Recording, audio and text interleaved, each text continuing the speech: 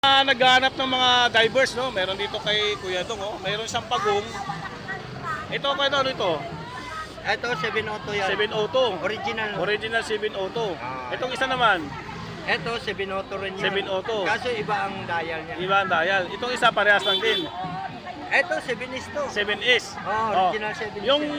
Yung price niya, magkano, Kuya Dong? Oh, ito, unahin natin Ito, lang. 3.5. 3.5.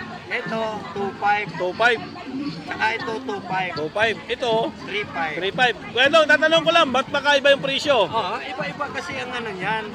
Modelo. Modelo to eh. Modelo. Kaya 3.5 siya. Ah. Oh, yan ha. Yung isa naman 2.5 kasi 2.5 mga legit na ito, mga nung araw paglabas to eh. unang mga vintage na. Vintage Yan, kaya mura. Kaya mura na siya yung isang modelo. Kaya medyo mahal ng konti. Yan.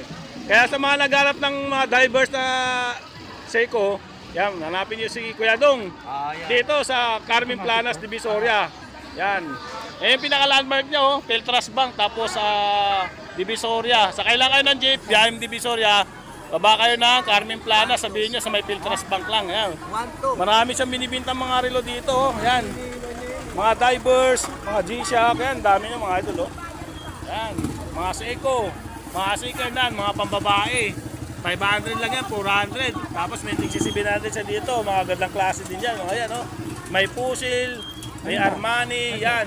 Ito mga ano Yan, dami. Yan, Tapos may mga G-Shock din siya. Yan, Gadong, yung G-Shock mo magkano? Ito, 1.3. Ito, Ito, tag 1,000 na lang. tigi 1,000 na lang. Ayun, tigi 1,000 na lang. Original yan, ha? Mga original G-Shock, Yan. G-Shock Blue. G-Shock Blue, 1,000 Ito, na lang. G-Shock puti. Puti. Ito yung tig 1,000.